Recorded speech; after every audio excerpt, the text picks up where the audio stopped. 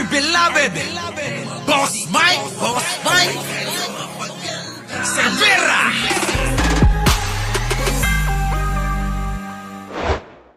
Sa aking pagkakaalam, isa sa mga dumalo Oh, 80, thank you naman ha. Oh, eto na mga kababayan. Todo rin to paliwanag. Oo.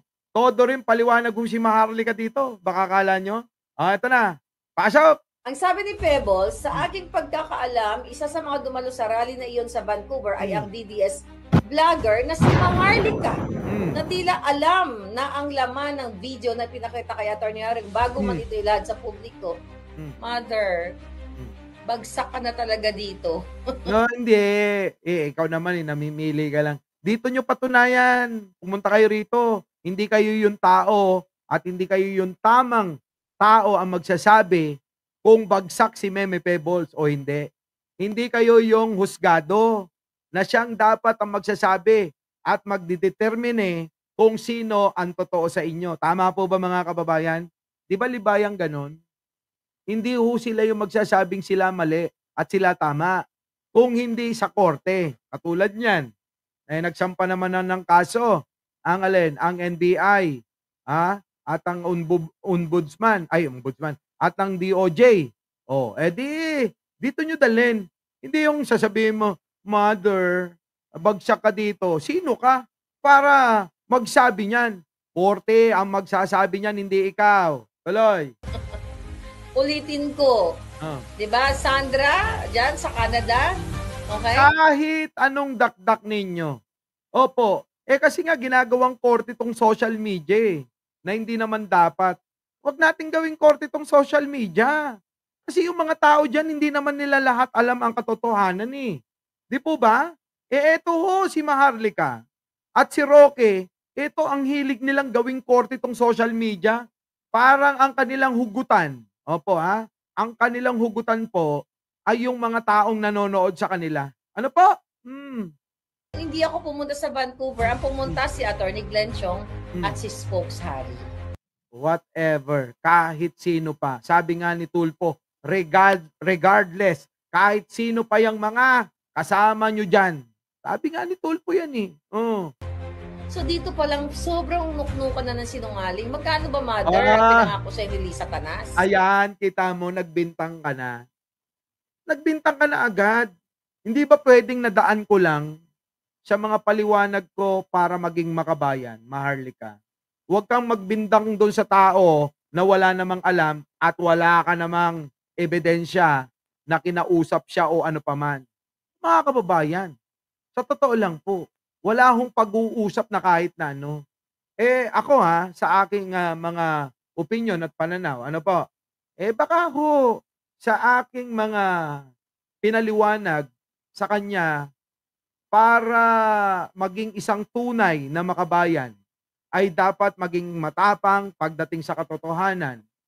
Baka ho doon naging matapang yung Meme Pebbles natin. Di po ba? Kung inyo pong maalala, ilang araw po kami sa Thailand. 4 na araw, 4 na gabi po kami doon. Wala po kaming ibang ginawa kundi mag-usap, magpaliwanagan ng kung ano-anong nasa atin na pinaniniwalaan at kung ano yung pinaniniwalaan sa kabila. Siyempre, ano yan biruin nyo, 2 sila, mag-isa lang ako. Diba? Si Jen Angeles, hindi naman ho yan nangingialam pagdating sa usapin ng mga ganito. Seryoso. So, taktakan kami. O ano yung ano ninyo, reklamo ninyo. O, eto yun, eto yan. O, ganun mga kababayan Hanggang naniwala sila sa akin, sa atin, mga kababayan. O ngayon, masisisi nyo ba? O, hindi ba't naging dahilan pa nga yan ng ikinagalit nyo sa akin noon? Pero hinayaan ko lang. Bakit? Alam ko naman darating sa pagkakataon na to O ngayon, mga kababayan, ayan. Nangyari nga yung ating gustong mangyari. At naliwanagan po si Meme Pebbles at si Madam Ellie. Ayan. Todo na batikos nila, mga kababayan. Di po ba? Yan. Tuloy. Diba? Magsa-10,000 na tayo, mga kababayan. Baka naman. Oo, mag-like na ho kayo. Para sa isang gwapo at hindi fake news na vlogger nyo. Isang like naman ho para sa gwapo at isang hindi fake news na vlogger nyo. Joke ko lang yun ha. Pag sinasabi kong gwapo ako, joke ko lang, lambing ko lang yun. Kasi kahit si Jen Angeles na naiinis sa akin pag sinasabi ko, gwapo ka ng gwapo dyan sa vlog mo. Oo, hindi ka na nahiya. Hindi, lambing ko lang sa kanila yun. Sabi ko, ito na, todo paliwanag na ho si Maharlika mga kababayan. Pasok! Folks, Harry. So dito pa lang, sobrang nuknukan na ng sinungaling. Magkano ba, mother, ang pinangako sa'yo ni Lisa Tanas? Ala, mami, oh. Oo, pinangakuan ka daw ba? Binayaran ka daw ba ni First Lady? Tawag niya kasi Lisa Tanas eh. Oh, kasi galit na galit. Bakit, mga kababayan? Galit ho yan sa First Lady? Bakit? Pangarap niya ho yan maging First Lady. Kaya lang ho, ang inabot niya lang ho neto ay first kabit. Opo ha, first kabit lang ho ang inabot. Nino? Ni Maharlika. Happy Lola, thank you naman sa mga taga-Japan. Opo. Ashiki, thank you ulit. Ano ba yung sinasabi mo? Mag-apply man si Banat Bay ng another permit to stay here in Japan. He must have complied all the requirements and most especially sponsorship. Rule is rule dito. Oh, totoo yan. Kaya lang marami daw hong tutulong Ashiki na mga mga DDS na mga Pilipina po diyan. Paano po 'yon, mga kababayan? 'Di ba? Kung tutulungan siya, malay naman natin matulungan. Pero mas maganda Banat Bay, alam mo. Kung ako Banat Bay, kung ako sa iyo, umuwi ka na lang. Oo. Umuwi ka na lang para dito mo na lang sagutin lahat yung mga Huwag kang matakot. Kayang kayo Alam niyo itong mga grupo ng mga Duterte, kampo ni Duterte, itong mga bata nila, tignan nyo, natatakot na ho. 'Di ba? Panindigan nyo yung mga ginawa ninyo. Panindigan nyo lahat yung mga pinagsasabi ninyo. 'Di ba? Weak leader, adik, bangag, at kung ano-ano pa. Yan, bumalik kayo rito at dito ninyo ipagtanggol ang inyong sarili. Yun ang tunay na katapangan. Gayahin nyo sino? Si Laila de Lima na pinanggigilan nyo noon. Kasama kayong lahat na sumira kay de Lima. 'Di ba? Ngayon, bumalik kayo rito. Tuloy.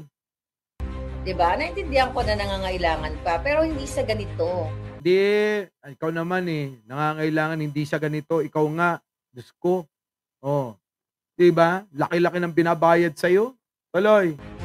'Di ba? You promised me na hindi mo ako babanggain, hindi ka magsasalta laban sa akin kasi nirerespeto mo yung pagiging kaibigan natin. Yung pagiging kaibigan ninyo, eto Maharlika, pwedeng irespeto ni Meme Pebbles yung pagiging magkaibigan ninyo. Pero ang tingin ko, naniwala siya sa akin na hindi niya irerespeto yung maling paniniwala mo. Tama po ba mga kababayan?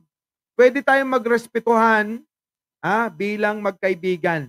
Pero mga kababayan, pagdating dun sa mali niyang paniniwala na sobra-sobra, mga kababayan, ay doon.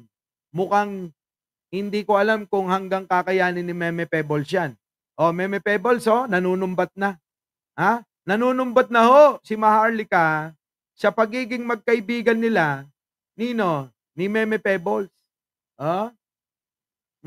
Tuloy. Ako din, hindi rin ako nagsalita kasi nirespeto kita kahit bumaliktad ka kasi sabi ko, desisyon mo yan.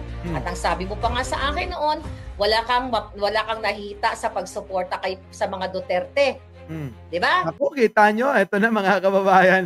Yung mga ganyang banat na wala kang nahihita, ibig ba sabihin dahil hindi nagkakapera si Meme Pebbles dyan, yung ba yung ibig mo sabihin? Kaya kaya aalis na, ganun ba? Yung ba yun, Maharlika? Ganun din ba ginawa mo kay Pangulong Bongbong Marcos? Dahil hindi ka napagbigyan sa gusto mo, dahil wala ka na pala sa administrasyon ni Pangulong Bongbong Marcos, dahil yung pangarap mo na maging maging ambassador, ambassadress o ano pa man na posisyon na gusto mo ay hindi napagbigyan, kaya ikaw ay nagalit, lumipat, sumama kay Vic Rodriguez. Ganun ba yan? So, ano pagkakaiba nyo? Tama mga kababayan?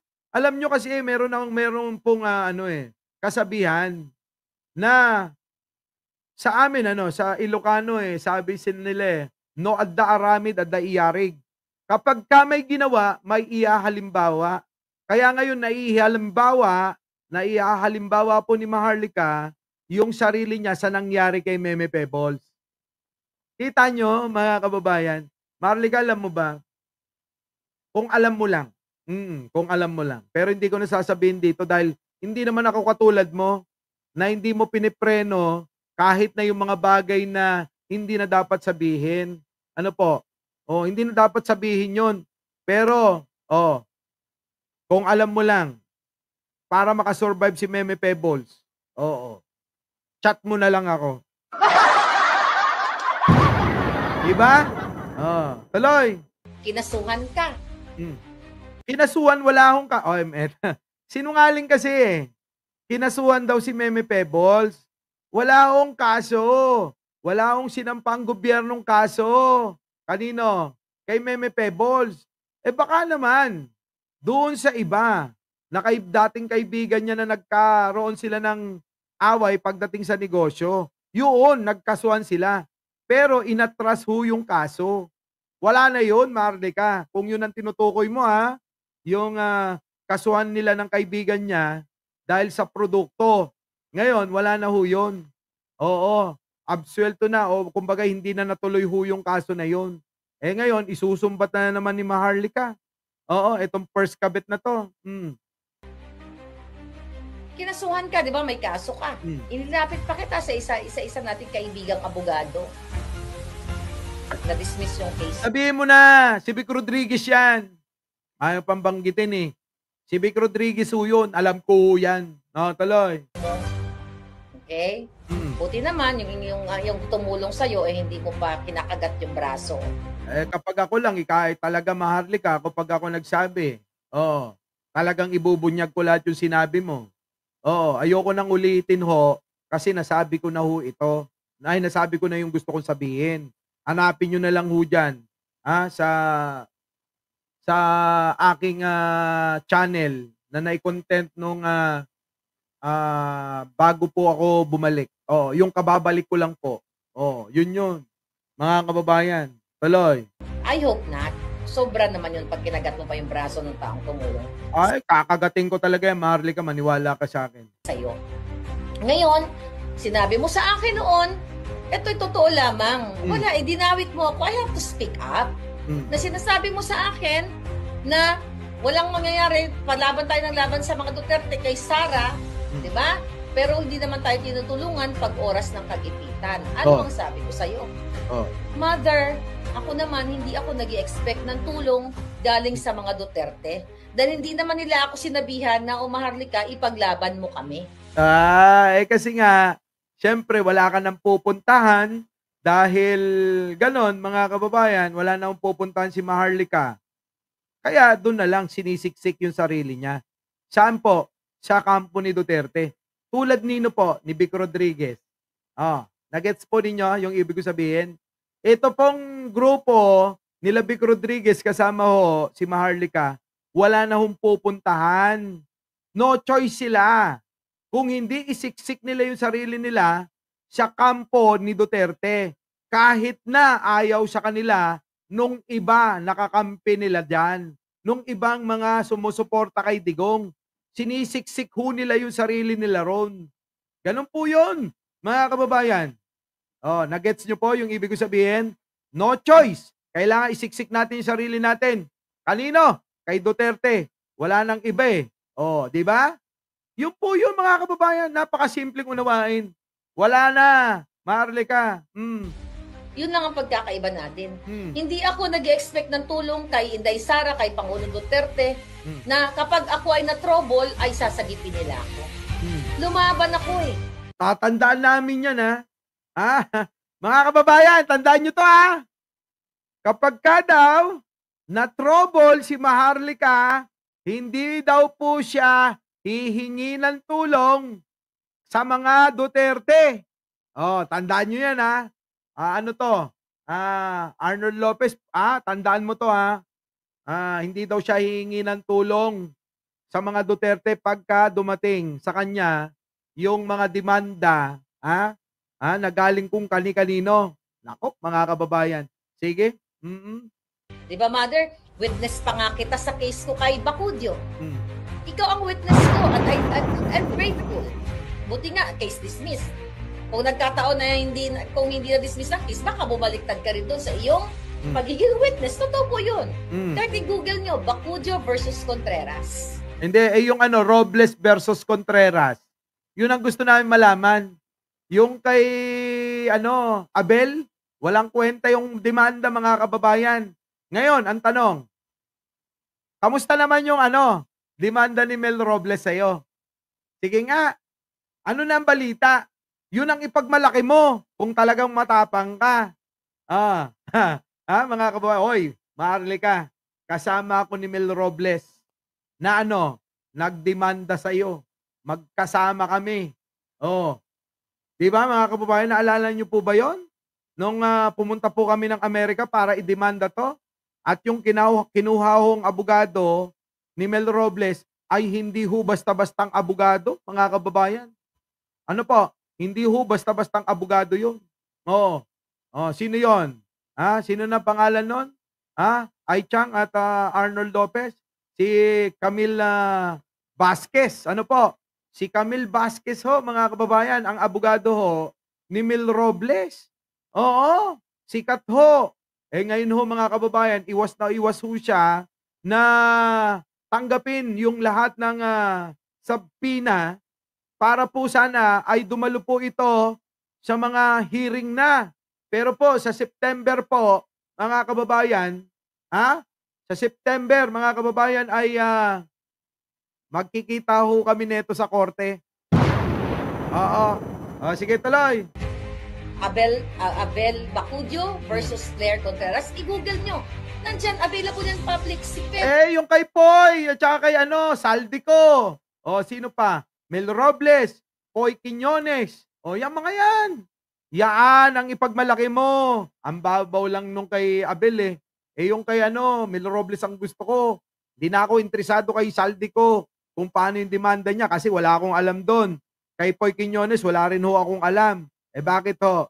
Doon ako kay Mel Robles. Bakit? Doon ho ako may alam Nando doon ho ako Kasama po ako nung nagsampa, mga kababayan Tuloy. Ang aking Vicente Cunanan, ang aking witness. It's good thing, mabait ang langit, mabait ang Diyos. First case, dismissed with... Buti na tatawag mo pa yung langit at Diyos, Kasi sa mga ganyang ugali mo, Maharlika, ang tingin ko wala ka ng Diyos. Wala ng langit sa'yo. Ang tingin ko nga ikay nagtatago na sa ilalim ng lupa na kumukulo Kumukulo yung ilalim ng lupa. Ano ba? Yung lupa, mga kababayan, nasa ilalim na ho siya. Hindi ko lang malaman kung kuweba o dun sa balon, mga kababayan, na kumukulo yung tubig doon. Tuloy. Prejudice. Kaya hindi na pwedeng bumaliktad si Pebbles doon sa kanyang testimonial kasi dismiss na ang kaso. Alright? Pinagmalaki mo pa yan. Hindi. Ano pa? Yung ibang kaso. Marami yan yung dismiss ang pinagmalaki, mga kababayan. Yung ongoing. Yung kasalukuyan na tumatakbong kaso. Yun ay paliwanag mo. And I appreciate you, Mother, sa pagtestimonya. Kasi noon, syempre, for emotion tayo at ako naman ang emotion ko hindi nagbago. Pero sinabi mo sa akin yon na hindi ka tinutulungan ng Duterte. Ang sinabi ko naman, kita nyo yung mga ganyan, alam nyo, kung ako, hindi ko sasabihin yan. Maharlika, antayin mo. Huwag, ipanalangin mo, wag akong ipatawag ng kongreso. Hindi ako magpipresenta para sa iyo. Opo, hindi ako magpipresenta. Pero kung ipapatawag nila ako, Maharlika, yari ka sa akin. Oo, marami kong ibubunyag. Tuloy. Ba't naman tayo tutulungan? Ang dami na nga nilang problema. Kinakasuhan, ginigipit na nga sila.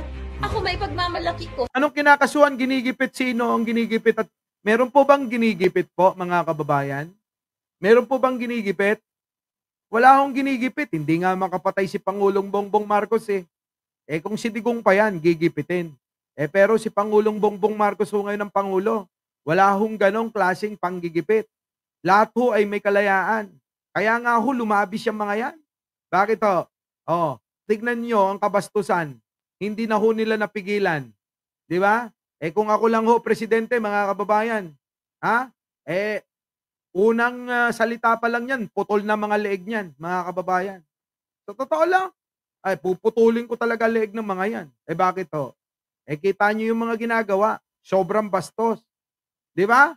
Oh, 'di bahala na rin ako ma-ICC, at least mga kababayan, masawata na kaagad yung mga ganyang klaseng mga, nagpapahayag sa social media, 'di po ba? Bahala na ho na makasama ko si Digong sa Selda 13. O 'di mag-Jack and Poy kaming dalawa, 'di po ba? Oh, mga kababayan, talagang putol na. Iyon nga ho yung sinasabi ko kay Digong. Kung si Digong ho ay ginampanan yung totoo na pagmamalasakit sa bayan, tutal naman, pumatay ka na ng maraming tao, dapat ang ginawa mo, pinangatawanan mo na. 'Di ba? Baka sakaling maging bayani ka pa. Kaso yung iniwan mo, puro problema. Tignan mo yung mga ginagawa ng mga aso mo, puro problema. Ikaw mismo yung ginagawa mo, problema. Yung inuutang mo na laki-laki, na trilyon-trilyon, problema ni Pangulong Bongbong Marcos. Yung mga ninakaw ninyo sa Parmali, yung mga proyekto mo, puro palpak. Lahat ng mga tulay mo, bumabagsak. Yung mga programa mo, yung mga proyekto mo na sinabi mo, build, build, build. Ilan lang nagawa mo? Sa loob ng 2 mahigit. 200 mahigit yon na pinagmalaki mo, wala pang 10 ang nagawa mo. O, kita nyo mga kababayan? 'Di ba? Sa mga Duterte, sa lahat na sinuportahan ko kahit kay Bangag sa inyong lahat. Sa akin, ako ho, pag ako naging Pangulo, tatawagin mo kong bangag, nako talaga. Oo, papakita ko sa'yo pagkabangag ko. Ganun ho, mga kababayan Pagka presidente, mga kababayan, luko-loko ho ako Sa totoo lang. Naku, mga kababayan, ang kulo nasa loob, mga kababayan. Oo, yung kulo ko ho nasa loob. Mabait lang ako pag nakikita nyo. Pero mabait ho ako sa mabait sa akin. Pagka ikaw salbahe ka, mas salbahe ako sa'yo. Mas salbahe ako sa'yo. Oo, maniwala ho kayo sa akin. Mas salbahe pa ho ako sa inaakala ninyo. Tuloy. Kung kaya ko, Hmm. ang mga problemang tinahak ko, dahil hindi ko naman sinabi kay Pangulong Duterte, oy, PRRD ipaglaban ko kayo. Pag nagutom ako, bigyan niyo ako ng pera Pag ako pinasuhan iligtas niyo ako, bigyan niyo ako ng pang-abogado. Di ba? Pinili ko tong landas na ito. So lumaban ako. Hanggat kaya ko, alam mo yan, Mother, nilalabanan ko yung mga dating kalaban natin na ngayon ay kumampi ka na. Teka muna. Merong hindi alam si Mami Pebbles. Merong hindi alam.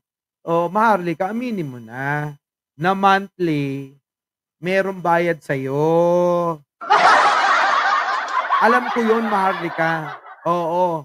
Yung nagsabi sa akin, nako, Maharlika, kilalang kilala yung nagbabayad sa'yo.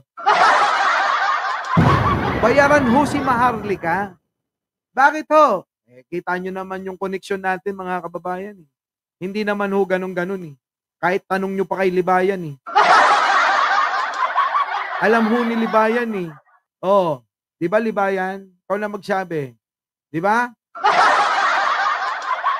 Mga kababayan, bayaran ho si Maharlika. Opo, bayaran ho yan. Malaki po ang binabayad sa kanya. Bakit ho kanyo? Hindi na nga ho nagtatrabaho yan. Bilang bilang nurse. Oo. Ano po? Nurse po yan sa Amerika. Ano po? Ngayon hindi na ho nagtatrabaho. Sa laki ba naman ang natatanggap na bayad Di po ba? Mga kababayan? Buti kung boss siya. Nakatulad ko.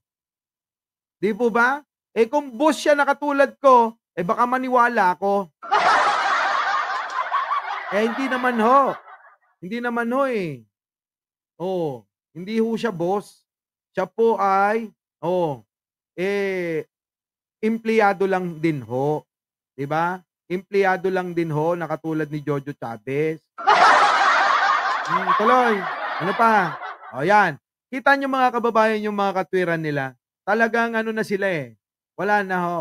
Ang tungo ng mga ito, mga kababayan, palusutan na lang ho ng palusutan.